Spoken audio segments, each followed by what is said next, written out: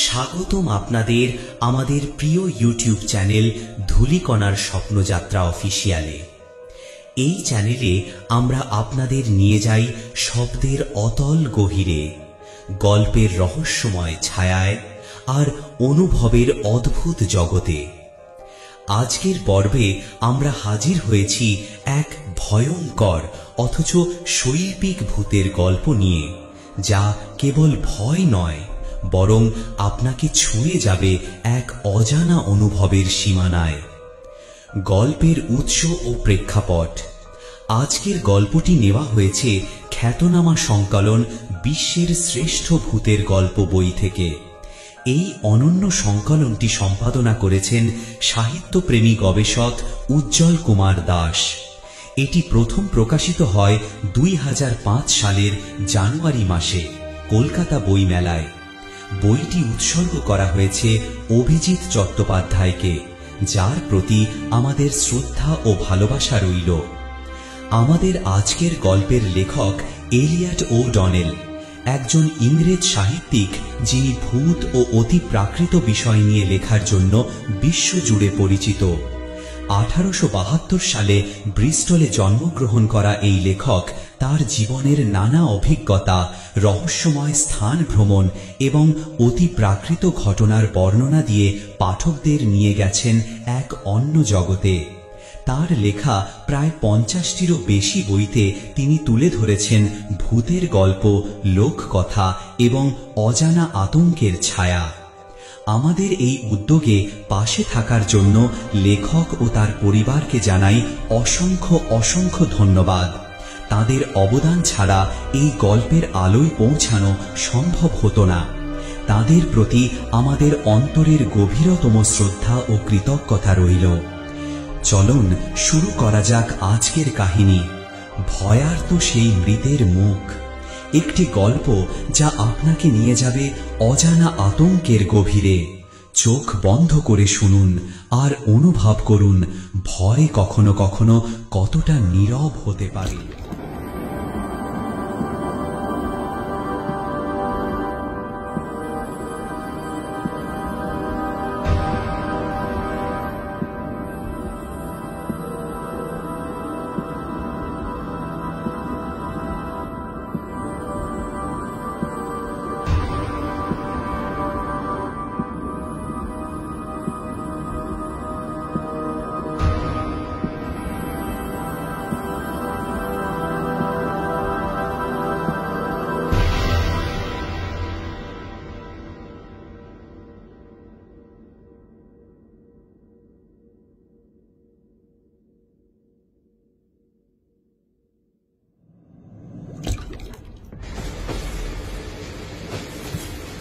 ভূত নিয়ে সেদিন স্যার রোনাল্ড সেলফসনের সঙ্গে কয়েক বছর আগে তার যে ভৌতিক অভিজ্ঞতা হয়েছিল সেই কথাই তিনি আমাদের বলছিলেন।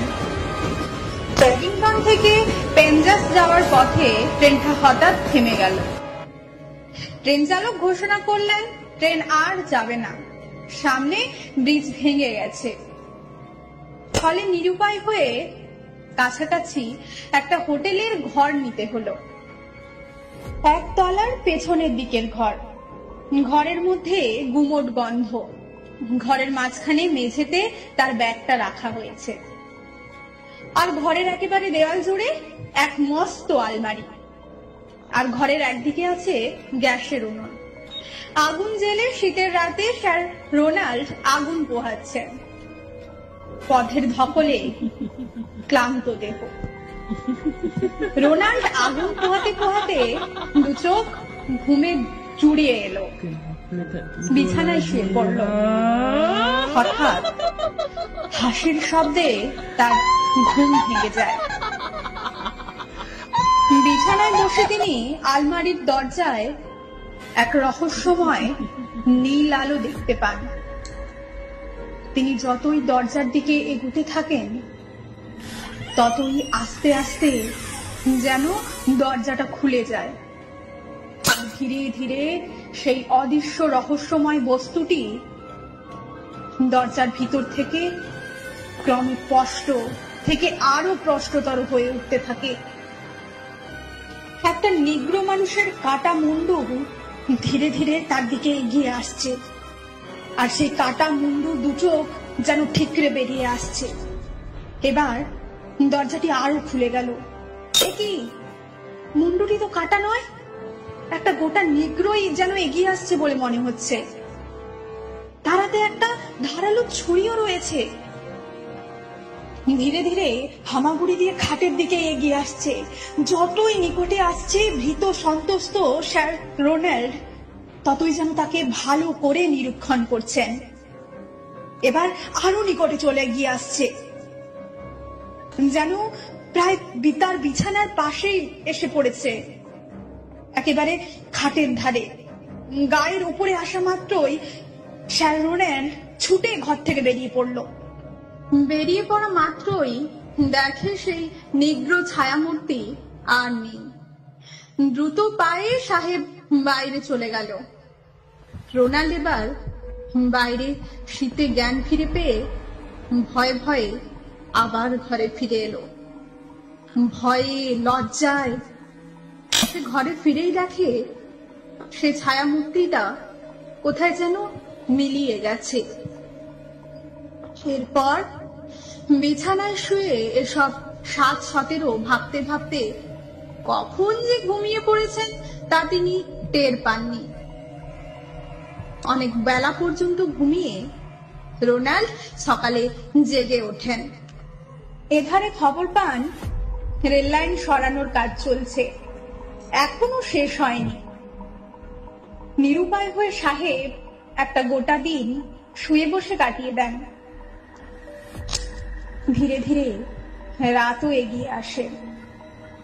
আরো এক রাত তাকে এইখানেই কাটাতে হয়, কারণ রেল লাইন চালু হতে আরো কিছু সময় লাগবে। আগের রাতের মতো এ রাতেও সেই ফায়ার প্লেসের ধারে বসে আগুন পোহান, তারপর ঘুম পেলে বিছানায় গিয়ে ঘুমিয়ে পড়েন। কিন্তু মাঝরাতে তার ঘুম ভেঙে যায়। দেখেন তার পাশে শুয়ে আছে এক মৃত মানুষ। তার হিম শীতল দেহের স্পর্শে তিনি হঠাৎ জেগে ওঠেন। বিছানায় উঠে তাড়াতাড়ি বিছানা থেকে নামতে যান, কিন্তু নামতে কিছুতেই পারেন না। এধারে তার মুখে কোনো কথা সরছে না। তার দেহে যেন বিছানা থেকে নামার কোনো ক্ষমতা পর্যন্ত নেই। চেষ্টা করেও টেনে নিজ দেহকে বিভৎস সেই মৃতদেহর পাশ থেকে সরাতে পারেন না। আর সঙ্গে সঙ্গে দেখতে পান সেই দেরাজের উন্মুক্ত দরজা দিয়ে রহস্যে ঘেরা সেই মৃদু আলো বেরিয়ে আসছে। আর সেই আগের রাতের মতো সেই দেরাজের ভেতর থেকে বিভৎস নিগ্র মানুষটি বেরিয়ে আসছে। তার হাতে সেই পরিচিতি ধারালো ছুরি, চোখে তার হিংসা দ্বেষপূর্ণ কুটিল ব্যঙ্গের হাসি। তবে তার চোখ স্যার রোনাল্ডের দিকে নিবদ্ধ নয়, তার চোখ নিবদ্ধ রোনাল্ডের পাশে শায়িত সেই মৃতদেহের দিকে। আর নিগ্র মানুষটি এগিয়ে এসে যেই তার ছুরি দিয়ে আঘাত করতে যাবে, স্যার রোনাল্ডের ভোটটা কেটে যায়। মিলিয়ে যায় সেই নিগ্র মানুষ আর তার রাতের সঙ্গী। সাহেব দ্রুত ঘর থেকে বেরিয়ে এলো। তবে এবার আর ঘরে না ফিরে কফি কর্নারে বসে ভাবতে লাগলো ব্যাপারটা কি। এরপরে রোনাল্ড হোটেলের মালিককে সব ঘটনা খুলে বলল, আর তাকে বকাবকি করতে লাগলো এইরকম ভুতুরে ঘরে অত টাকার বিনিময়ে তাকে দেওয়ার জন্য। হোটেলওয়ালাও তার ভুলের জন্য দোষ স্বীকার করে ক্ষমা চাইল। আর এইরকম ভুতুরে ঘটনার পুনরাবৃত্তির কথাও সে তার সঙ্গে স্বীকার করল। আর বলল যে প্রায় 1 বছর আগে এই হোটেলটা ছিল কোনো এক বিপত্নিক ভদ্রলোক মিস্টার স্টিভেন্সের ব্যক্তিগত আবাস। ওয়েস্ট ইন্ডিজ থেকে ধনরত্ন নিয়ে ভাগ্য ফিরিয়েছিল এই ভদ্রলোক। এই বাড়িতে সেই নিঃসঙ্গ মৃতদার ভদ্রলোকের একমাত্র সঙ্গী ছিল এই নিগ্র চাকর। টম নামে এই নিগ্রো চাকর, যাকে সে ওয়েস্ট ইন্ডিজ থেকে তার সঙ্গে করে নিয়ে এসেছিল। মিস্টার স্টিভেন্স তার ধনরত্ন বোকামি করে বাড়িতেই রেখেছিলেন। ফলে লোভের বশে টম নামের সেই চাকরটি একদিন স্টিভেন্সকে হত্যা করে ধনরত্ন নিয়ে পালিয়ে যায়। পুলিশ তাকে অনেক খোঁজাখুঁজি করেও তার কোনো খোঁজ পায়নি।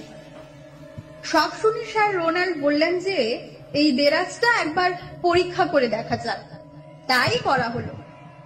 দেরাজটা গিয়ে দেখা হলো তার পেছনে একটা স্প্রিং আছে, আর আছে একটা গোপন কক্ষ, আর সেই কক্ষের ভেতরে পড়ে আছে একটা পুরো কঙ্কাল।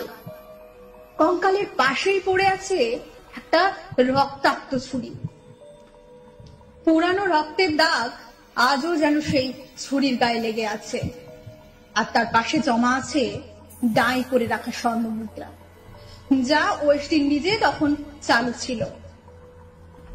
আপাতত এতদিন পরে দেখে যা মনে হয়, তাতে নিগ্রো চাকরটি এই দেরাজের ভেতরে ধনরত্নের সন্ধান পেয়ে প্রলুব্ধ হয়, আর লোভের বশে দেরাজের গোপন কক্ষে ঢুকে পড়ে, কিন্তু বের হবার কোনো পথই খুঁজে পায় না।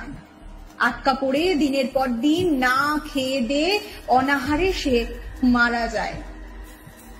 আর সেই থেকেই মৃতের আত্মার গোপন কক্ষ থেকে বাইরে বেরিয়ে আসার ব্যর্থ চেষ্টা করে চলেছে অবিরত। প্রতি রাতে এই একই ঘটনার পুনরাবৃত্তি ঘটে। আজ সেই রহস্য এতদিন পর আবার খুঁজে পাওয়া গেল।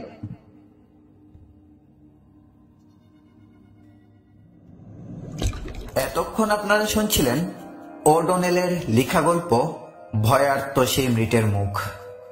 আমাদের আজকের গল্পটি পাঠ করেছেন সৌমিলি ভট্টাচার্য এবং গল্পের পোস্টার ডিজাইন এডিটিং ও গল্পের ভিডিও এডিটিং এ সৌমিলি ভট্টাচার্য। গল্পের সূত্রধর ছিলাম আমি পাপলু এসবি। আমাদের আজকের গল্পের ধ্বনি পরিচালনায় ও অডিও এডিটিং অ্যান্ড মিক্সিং এ আমি পাপলু এসবি। আমাদের এই গল্পটি কেমন লেগেছে সেটা অবশ্যই কমেন্ট করে জানাবেন। আর হ্যাঁ, আমাদের এই গল্পটি যদি আপনাদের বিন্দুমাত্র ভালো লেগে থাকে তাহলে ভিডিওটিতে একটি লাইক করে প্রত্যেকের কাছে শেয়ার করে দেবেন, এবং চ্যানেলে নতুন হয়ে থাকলে চ্যানেলটিকে অবশ্যই সাবস্ক্রাইব করে আমাদের পাশেই থাকবেন। আর হ্যাঁ, চ্যানেলটি সাবস্ক্রাইব করার সাথে সাথে পাশে থাকা বেল আইকনে ক্লিক করে অল নোটিফিকেশন অন করে দেবেন, যাতে এই ধরনের গল্প আপলোড করার সাথে সাথে আপনার ফোনে নোটিফিকেশন পৌঁছে যায় আর আপনি সবার আগে আমাদের গল্পটি উপভোগ করতে পারেন। তাহলে প্রিয় ভিউয়ার্স, আপনাদেরকে অসংখ্য অসংখ্য ধন্যবাদ গল্পের শেষ পর্যন্ত থাকার জন্য। তো কথা হবে অন্য কোনো পরবর্তী ভিডিওতে, পরবর্তী গল্পে। ততক্ষণের জন্য আপনারা প্রত্যেকে ভালো থাকবেন, সুস্থ থাকবেন, সেফ থাকবেন এবং ভালো রাখবেন আপনাদের চারপাশ। ধন্যবাদ।